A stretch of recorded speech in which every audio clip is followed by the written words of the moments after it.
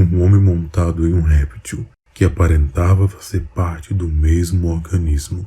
Em sua mão havia uma lança com o símbolo lunar pendurado, e na outra segurava a guia do réptil.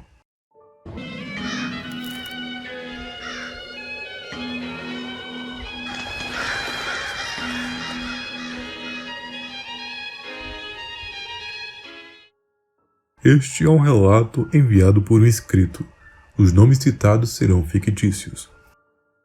Em uma noite de lua negra, Sara e Arthur, que eram primos, moravam no interior de Minas.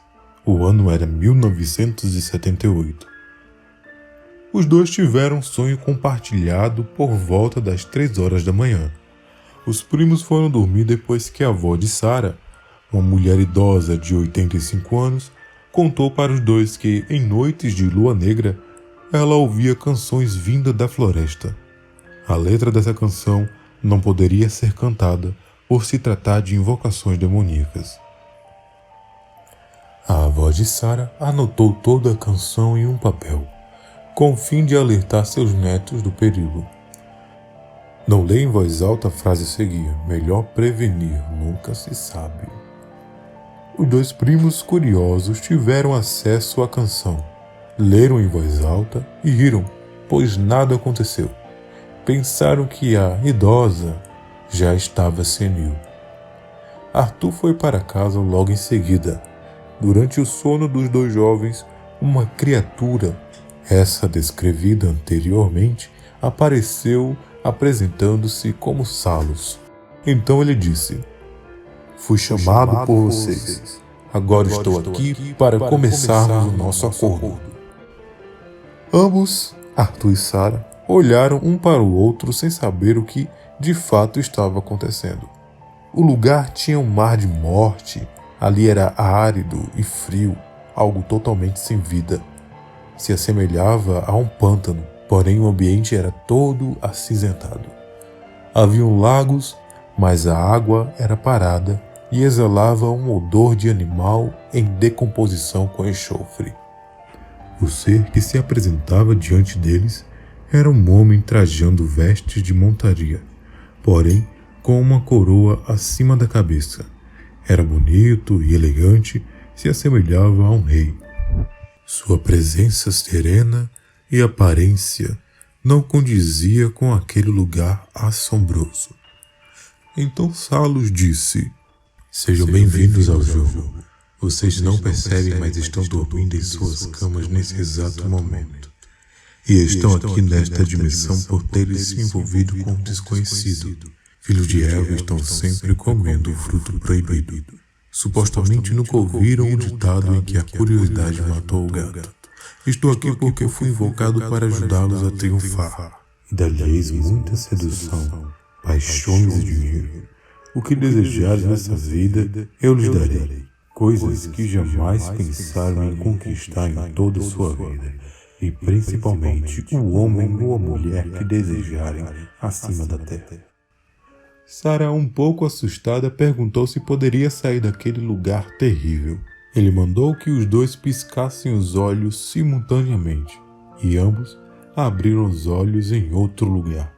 O que parecia ser uma versão mais antiga de Roma, que era semelhante a um coliseu.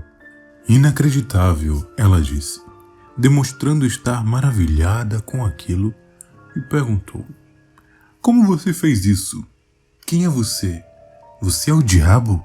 Arthur disse: Sara, isso tem a ver com a invocação que fizemos. Sara disse: isso significa que o diabo não é mau como pensamos. E nós acordaremos ricos e bem estruturados.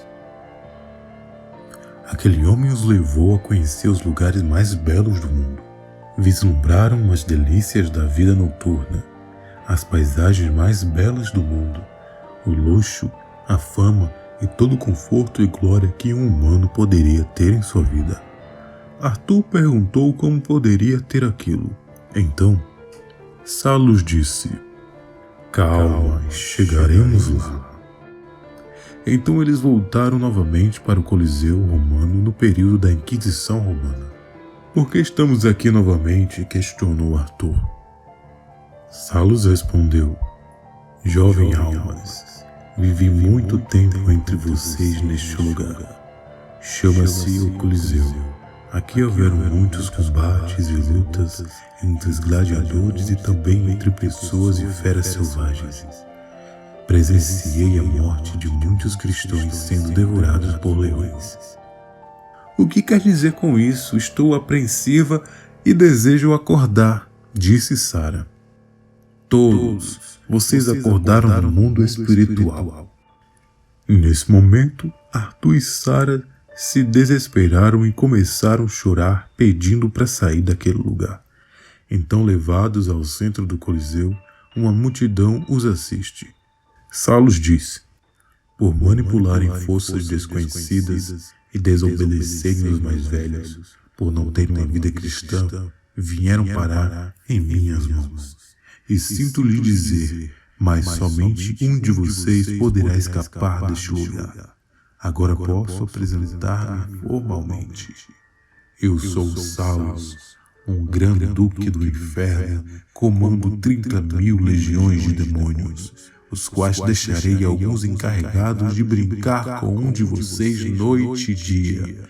Terão de lutar por suas vidas. O perdedor não acordará no mundo físico, estando fadado a viver, ou melhor, morrer eternamente em um campo de batalha, sempre perdendo e sempre fracassando.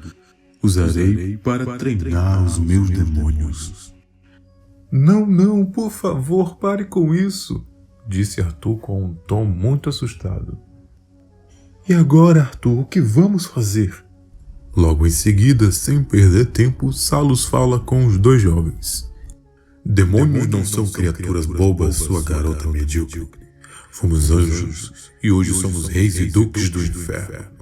Se vocês estão nessa jogatina infernal, é porque um foi encarregado pela morte de centenas de pessoas no passado, em outra encarnação.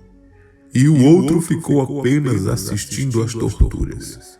Então, esse será o seu castigo. Eu vou acordar, demônio, me deixe em paz. Reencarnação é coisa do diabo, e eu entendo das escrituras e sei que você é sujo e mentiroso. Salos, imediatamente, olhando para ele de uma forma desprezível, ri. Eu sou um demônio e não serei invocado à toa, e nunca parto sem levar nada em troca. Sara não conseguiu pronunciar nem mais uma palavra. O demônio bateu palma 3 vezes de uma forma bem discreta, e depois disso ele disse: Agora! Eles estavam no palco no centro do Coliseu, e uma plateia imensa os assistia. Porém, as pessoas não tinham um rosto, não havia instruções. Eles tentaram escapar daquele lugar, mas sem sucesso. Ficaram um bom tempo tentando fugir, mas a multidão só gritava, pedindo luta. Uma assustadora criatura alada desceu no palco, o que fez com que os dois corressem, mas a criatura não os atacou. Apenas deixou no solo um revólver. Arthur, como era mais corajoso, correu depois que a ave foi embora e pegou a arma. E disse que aquilo poderia os proteger, que era algo enviado pelos céus. A plateia começou a gritar: Mate! Mate! Então ele começou a atirar nas pessoas da plateia. Ao fazer isso, ele percebia que ao acertar nas pessoas, o verdadeiro rosto delas aparecia. A primeira pessoa sem rosto que ele atirou era um homem, e de certa forma ele o conheceu. Atordoado, saiu atirando em várias pessoas e percebeu que a plateia gritava assustada, porém nenhuma saía dos seus lugares. Onde a bala perfurava, vertia sangue e a pessoa ficava agonizando sem morrer, se engasgando no próprio sangue. Na tentativa de fugir do lugar, ele matou muitas pessoas, porém eram centenas e aquele lugar se transformou num cenário terrível de morte. A última pessoa ou criatura a ser morta pediu socorro, o que diferiu das outras. Então Arthur começou a chorar, percebendo que deveria matar a sua própria prima para sair daquele lugar terrível. Ele apontou a arma para sua prima, porém Trêmulo não teve coragem de disparar o gatilho. Um portão plasmado surgiu naquele paredão do palco dos gladiadores. Abriu-se e o imenso lagarto, semelhante a um crocodilo, adentrou por aqueles portões. Parecia estar furioso ou com fome. Conseguiria facilmente devorar um dos dois. Uma pequena fenda se abriu no canto contrário de onde aquele réptil tinha aparecido. E essa fenda, que caberia exatamente uma pessoa humana, é uma espécie de túnel pequeno onde um deles poderia se esconder da criatura. Quando os dois viram aquele túnel se abrindo, então correram imediatamente. Porém Arthur, desesperado, com medo de que a criatura o atacasse, correu na frente, escondeu-se e deixou que a sua prima ficasse à mercê do monstro. Então percebeu ali que só havia espaço para uma pessoa. Lamentou o fato de sua prima ser morta, mas ao mesmo tempo pensou em toda a glória e poder que teria na terra. Sarah se aproximou onde seu primo estava e lhe pediu para que deixasse entrar, ou que ele se afastasse um pouco. Desculpe, prima, não posso fazer isso, são as regras. Então Sarah saiu correndo desesperada e gritou muito alto até que a fera o abocanhou. Depois disso, Sarah acorda na sua cama, suada de nervosa, com o coração acelerado. No entanto, estava aliviada por parecer que aquilo seria apenas um sonho. Mais tarde, Sarah recebe um telefonema dos pais do seu primo, dando uma infeliz notícia de que o seu primo Arthur havia falecido ao dormir. Não entenderam bem a causa da morte. O pai do garoto, entristecido, perguntou se Sarah conhecia o símbolo que foi gravado nas costas de Arthur. Ela estava tão espantada quanto eles, e muito triste, caiu aos prantos. Ao visitar a casa do seu primo, percebeu a presença de alguns investigadores e peritos, que afirmaram que aquele símbolo grifado recentemente em suas costas pertencia a seitas religiosas ou satânicas. Apesar de não terem conhecimento, descobriram aquilo através de pessoas envolvidas nessa arte. Nada de mal aconteceu com Sarah naquele dia em diante, mas a sua avó sabia de tudo e teve que manter o silêncio.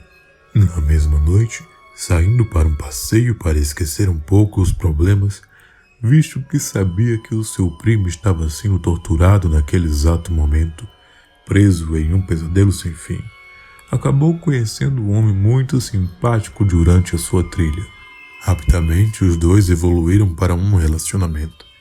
Casaram-se, mas o que Sarah não sabia era que este homem era milionário e dono de 2 empresas de marcas mundialmente famosas. Rapidamente foi levada da classe baixa para vivenciar os luxos de alta sociedade. Nunca mais conheceu a paz de espírito nem a pobreza. Em uma certa noite, o demônio ainda apareceu em sonho, mas dessa vez fez uma exigência. Disse que ela havia firmado um pacto com ele e que para que ela continuasse recebendo todo o luxo, todo o conforto, deveria dar 10% de toda a riqueza que acumulasse todos os meses e deveria entoar a música na mata. Sacrificar animais comprados com o dinheiro referente aos 10% das riquezas que acumulasse todos os meses. Isso faria com que ela continuasse rica, não caísse em desgraças e não perdesse todos os membros da sua família, ficando abandonada. Também diminuiria as tormentas do seu primo naquela dimensão infernal. Ele ainda afirmou que se ela não fizesse isso, levaria a alma dela para o mesmo lugar onde o seu primo estava.